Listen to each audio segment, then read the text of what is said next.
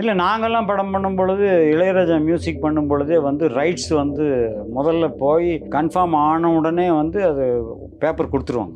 இந்த படத்தில் அவர் இசையமைக்கும், அதாவது ரீரிகார்டிங் போர்ஷனாக இருக்கட்டும், சாங்கு, இது எல்லாமே என்னை கேட்காமல் எதற்கு யாருக்கும் கொடுக்கக்கூடாது, முழுசும் எனக்கு தான் சொந்தங்கிற மாதிரி எழுதி கொடுத்துருவோம். என்ன கருவமா எனக்கு புரியல. பணத்தாசை பிடிக்க எவன் போய் பார்த்தான் பணத்தாசை பிடிச்சவங்க? 365 நாள் தான் ஒரு வருஷத்துக்கு. 365 நாளில் 52 படத்துக்கு மியூசிக் பண்ணியிருக்காரு. 52 வாரம் தானே, ஒரு வாரத்துக்கு ஒரு படம். அப்போ நீங்கள் கணக்கு போடுங்க. காலையில் 7 மணிக்கு போனால் ராத்திரி 10 மணி வரைக்கும் வந்து ஒர்க் பண்ணாதான் 360 இத்தனை படம்லாம் பண்ண முடியும். அவருடைய கர்வத்தினால எவனாவது அழிஞ்சானா? கிடையாதுல்ல. இல்லை அவருடைய கர்வத்தினால அவரே அழிஞ்சாரா? அதுவும் கிடையாதுல்ல. அப்புறம் என்ன, வாயை பற்றிட்டு போக வேண்டியதானே. ஒரு தேட்டரில் ஒரு விஜய் சார் படம் வந்து ரிலீஸ் ஆகுது, அதில் ரஜினி படம் ரிலீஸ் ஆகுன்னு வைங்களேன், பக்கத்து தேட்டரில் இன்னொரு சின்ன படம் ரிலீஸ் ஆகுது. இது ஃபுல்லானாலும் கூட அடுத்த ஷோக்கு டிக்கெட்டு வார்த்தை நிற்பான வழி இந்த படத்துக்கு போக மாட்டான். கேட்டால் கேளு, கேட்கலன்னு போ. என்ன நீ பைத்தியக்காரன்னே சொல்லு, அதை பற்றி நான் கவலைப்படல. ஆனால் ஒரு பைத்தியக்காரன் இந்த அளவுக்கு முன்னுக்கு வந்திருக்கானேன்னு பொறாமையும் பட்டுக்கோ. ஆச்சி அதிரசமா விடுங்க, கையில தட்டி சூடான எண்ணெயில பொரிச்சா அதிரசம் ரெடி. இளையராஜா பத்தி நீங்க தொடர்ந்து நிறைய பேசிட்டே வரீங்க. இப்போ இளையராஜா வந்து ஒரு வழக்கு சம்பந்தப்பட்ட அவரோட காப்பிரைட் சம்பந்தமா ஒரு வழக்கு நடந்துகிட்டு இருக்கதெல்லாம் பார்த்துருப்பீங்க. இதை பத்தின உங்க ஒப்பீனியன் என்ன? இல்லை நாங்கள்லாம் படம் பண்ணும் பொழுது இளையராஜா மியூசிக் பண்ணும் பொழுதே வந்து ரைட்ஸ் வந்து முதல்ல போய் கன்ஃபார்ம் ஆன உடனே வந்து அது பேப்பர் கொடுத்துருவாங்க. இந்த படத்தில் அவர் இசையமைக்கும், அதாவது ரீரிகார்டிங் போர்ஷனாக இருக்கட்டும், சாங்கு, இது எல்லாமே என்னை கேட்காமல் எதற்கு யாருக்கும் கொடுக்கக்கூடாது, முழுசும் எனக்கு தான் சொந்தங்கிற மாதிரி எழுதி கொடுத்துருவோம். சைன் பண்ணியிருப்பாங்க எல்லா ப்ரொடியூசரும். அதுக்கு உண்டான ஒரு தொகையும் கொடுத்துருப்பாங்க. அது 1000 2000 அப்போல்லாம் வந்து 1000 2000 5000 தான், அந்த அளவுக்கு தான் இருந்தது. அதை என்ன சொல்றீங்க, நீங்க ப்ரொடியூசர் வாங்கிப்பாங்கிறீங்களா இல்லை இளையராஜா வாங்கிப்பாங்க? மியூசிக் ப்ரொடியூசர்கிட்ட இருந்து இளையராஜா வாங்கிக்குவாருங்க, எழுதி வாங்கிக்குவாங்க ரைட்ஸு. அதாவது நான் இசையமைத்தது உன் படத்துக்கு மட்டும்தான் யூஸ் பண்ணிக்கணும், இதை தவிர வேறு எங்கேயாவது விற்கிறதோ பிடிக்கிறதெல்லாம் உனக்கு அருகதை கிடையாதுன்னு எழுதி வாங்கியிருப்பார். ஆமாம், அதைத்தான் எல்லாம் ஃபாலோ பண்ணி அவ்வளோ 1000 படம் பண்ணிக்கணும், 1000 படம் அப்படி தான் கொடுத்துருந்தாங்க. இப்போ போய் எனக்கு ஷேர் வேணும், பாட்டு எழுதுனுக்கு வேணும், வயலின் பிடிச்சவனுக்கு வேணும்னா அது நடக்காது.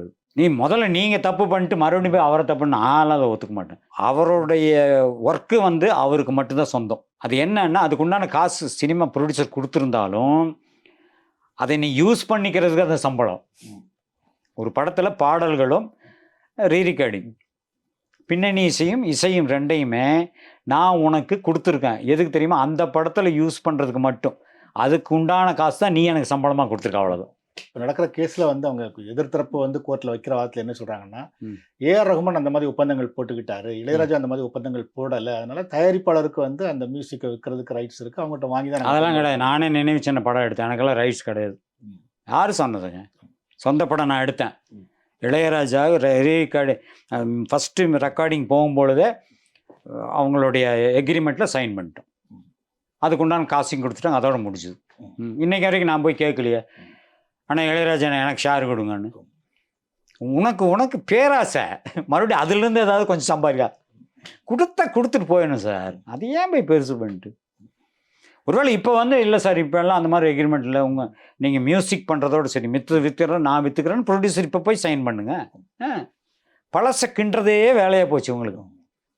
அது என்ன கேட்ட தப்பு. ஏன்னா நான் வந்து எழுதி கொடுத்துட்டேன், இந்த பாடல்களும் இதெல்லாம் உங்களுக்கு தான் சொந்தங்கிறது நானே எழுதி கொடுத்துட்டேன்.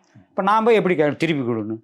ஸோ நீங்கள் இளையராஜா பழகினால உங்களுக்கு அவரை பற்றி நல்லா தெரிஞ்சிருக்கும். வந்து இப்போ வர்ற விமர்சனங்கள் நிறைய வந்து இளையராஜா வந்து இந்த வழக்கு காரணமாக வந்து பணத்தாசை பிடிச்சவர், பேராசை பிடிச்சவர், கர்வமானவர், இந்த மாதிரிலாம் வருது.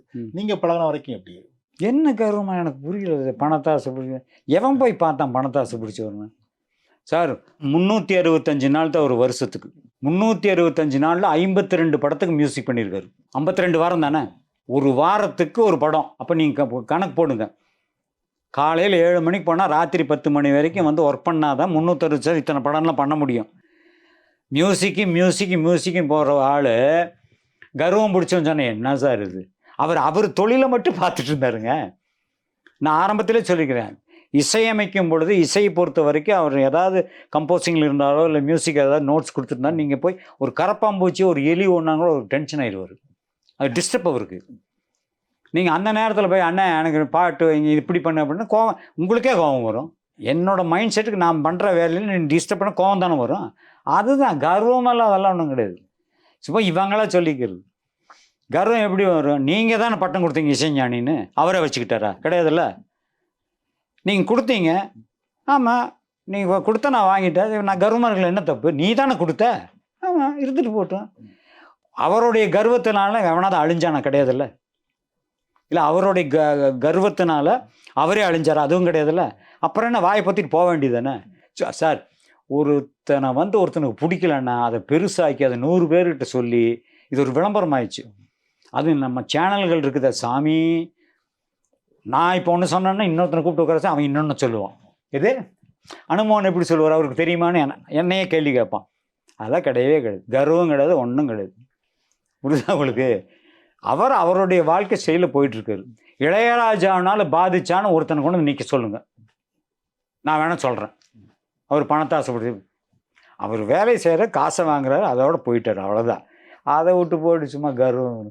இதெல்லாம் என்ன தெரியுங்களா, ஏதாவது ஒரு செய்தியை கொடுக்கணும், எவன் சிக்குவானே காத்துட்ருப்பாங்க போல் இருக்கும். ஸோ அதுதான், இதெல்லாம் செய்தி தான், அவ்வளோதான். நீங்கள் பழகின வரைக்கும் எப்படி சார் இளையராஜா? என்னை பொறுத்த வரைக்கும் நல்ல மனிதர், அவ்வளோதான். நல்ல மனிதர். இப்போ நாங்களாம் நல்லா தான் பேசுகிறேன். எங்கிட்டலாம் அந்த அவரை பார்த்து அந்த மாதிரிலாம் தெரியவே இல்லையே. நான் சொல்கிறது 1981 சொல்கிறேன். இப்போ கூட பர்த்டேக்கு போனேன்னா வாங்க அனுமோகன் எப்படி இருக்கு, அப்படி தான். இன்னும் கர்வமெல்லாம் ஒன்றும் கிடையாது. இப்போ என்ன, நான் ஒன்றும் பெரிய சூப்பர் ஸ்டார் ரஜினிகாந்த் என்ன போனோன்னா வாங்க உட்காருங்கன்னு கூப்பிடுது. அவர்கிட்ட பழகின எல்லாருக்கிட்டையும் அவர் இன்னும் நல்லா பழகிட்டு தான் இருக்காரு. இந்த புதுசாக போகிறவங்க ஏதாவது பிடிக்காம ஏதோ அவாய்ட் பண்ணதுக்காக இவனுக்கு வெளியே புரளி கலப்புறது, இதெல்லாம் புரளி தான் சார். அதெல்லாம் ஒன்றும் கிடையாது. அவர் வேலை செய்கிறாரு, இவனை அதை கெடுக்கிறதுக்கு உண்டான வேலை செய்கிறானுங்க, அதான் உண்மை. இப்போ இளையராஜா பார்த்தீங்கன்னா, இளையராஜாவும் கிட்டத்தட்ட ஒரு சித்தர் மாதிரியான ஒரு வாழ்க்கை தான் வாழ்ந்துகிட்டு இருக்காரு. அவருக்கு ஏன் எவ்வளவு பிரச்சனைகள் நினைக்கிறீங்க? இல்லை, ஒரு பிரச்சனையே கிடையாது. யார் சொன்ன வழக்கு கோர்ட்டு அந்த மாதிரி அலைகிற வேற ஒரு சூழல் இருந்திருக்கு. அவருக்கு அது பிரச்சனை மற்றவனுக்கு தான், அவருக்கு பிரச்சனையே இல்லை.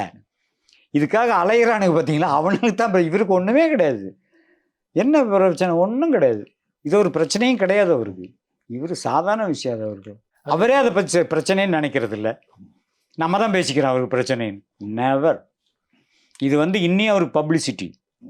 என்னை பொறுத்தவரைக்கும் இளையராஜா இசையை பொறுத்த வரைக்கும் ஒரு கிரேட் மேன், அதில் எந்த மாற்று கருத்தும் கிடையாது. நம்ம தமிழ் சினிமா இண்டஸ்ட்ரி இப்போ எப்படி சார் இருக்கு? இப்போது ஒவ்வொரு வெள்ளிக்கிழமையும் பார்த்தீங்கன்னா குறைஞ்சது ஒரு 8 படம் ரிலீஸ் ஆகும். இந்த 8 படத்தில் இருக்கிற எந்த முகங்களையோ எதையுமே பார்த்த உடனே இந்த படத்துக்கு போகணுங்கிற அபிப்பிராயம் ஜனங்களுக்கு வராது. டைட்டிலை பார்த்தீங்கன்னா அது படிக்கிறதுக்கு 7 நாள் ஆகும் போல் இருக்கும். அதாவது ஒரு தலைப்பு என்பது எவ்வளோ அழகாக வைக்கணும் சினிமாவில், தப்பான டைட்டிலுக்கு.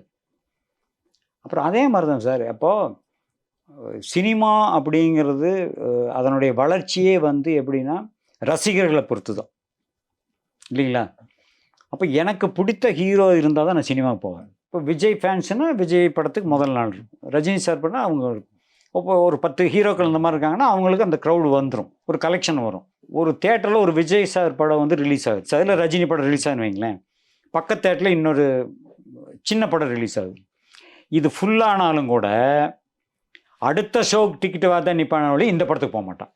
இது இப்போ இல்லை, அந்த காலத்துலேருந்து எம்ஜிஆர் காலத்துலேருந்து அப்படி தான்.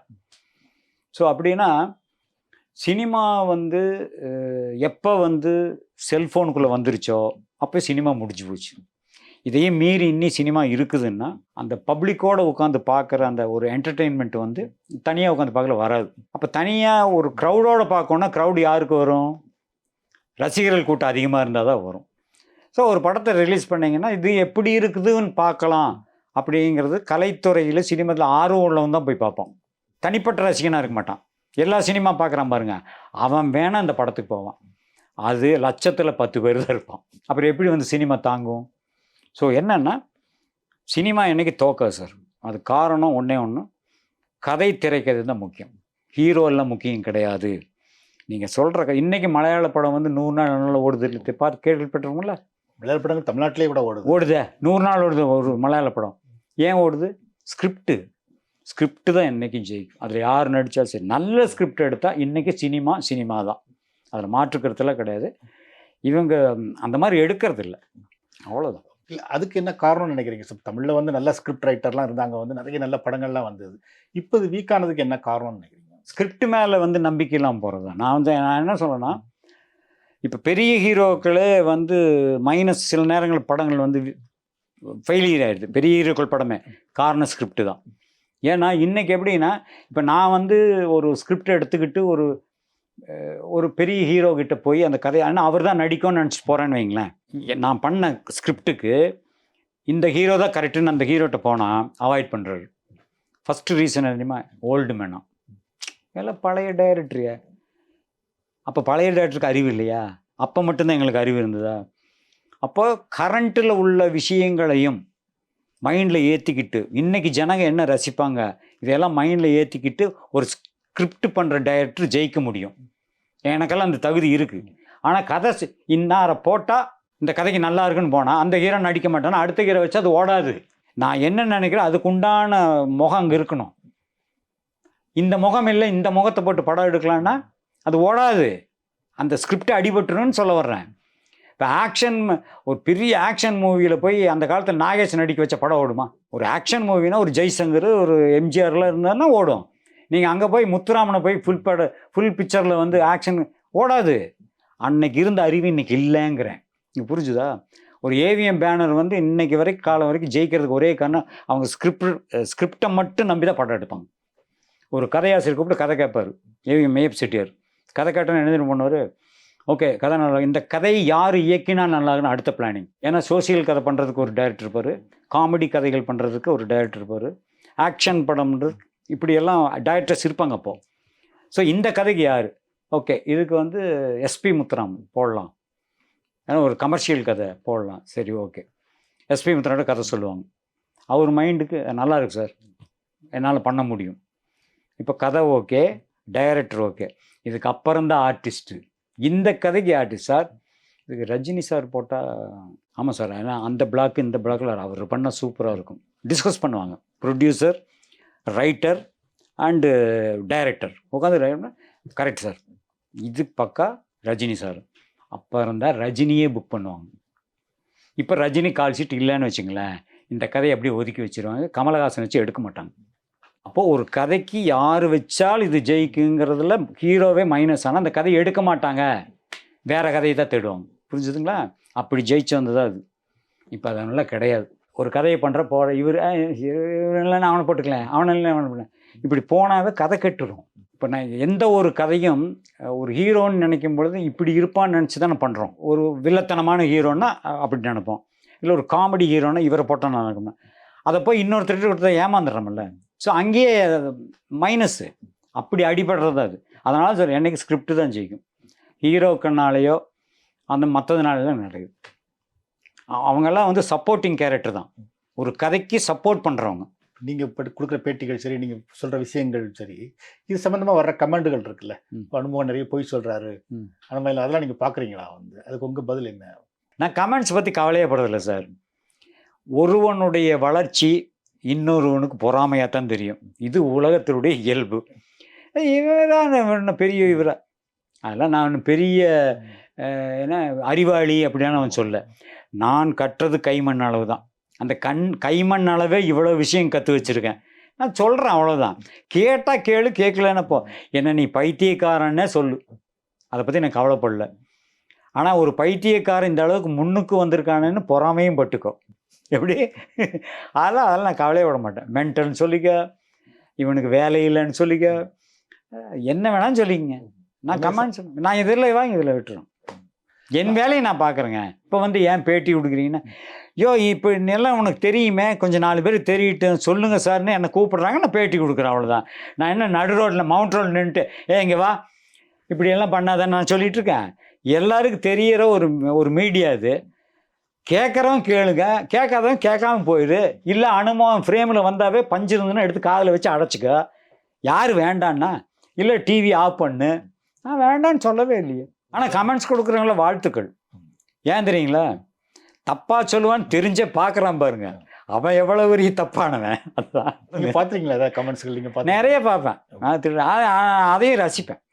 நல்லா தான் கொடுக்குறாங்க. இந்த அளவுக்கு அறிவு இருக்குது, ஆனால் செயல்பாடு பூரா மோசமாக இருக்கும். இந்த கமெண்ட்ஸ் கொடுக்கல ரொம்ப அறிவு இருக்கும், அவனுடைய செயல்பாடு பாருங்கள் ரொம்ப தப்பாக இருக்கும். அதாவது ஊருக்கு உபதேசம் பண்ணுவாங்கள்ல அந்த குரூப்புக்கு. இப்போ நடக்கிற விஷயங்களை பகிர்ந்துக்கிட்டோம், அவ்வளோதான். ஒழிய நல்லதை வந்து தயவு செஞ்சு ஏற்றுக்குங்க. சப்போஸ் நான் ஏதாவது மைனஸாக சொன்னேன்னா அதையும் வந்து மன்னிச்சிருங்க, அவ்வளோதான். பட் எதுவாக இருந்தாலும் நல்லதை நினைங்க. முக்கியமாக நான் இந்த நிகழ்ச்சியில் சொல்லிக்கிறது, இந்த போதைப் பொருளுக்கு அடிமை ஆகாதீர்கள். போதையை வந்து இந்தியா முழுக்க ஒழிச்சு கட்டுங்க. இந்தியா நம்பர் 1 வல்லரசு நாடு, அதனால தான் ஆகும். நன்றி, வணக்கம்.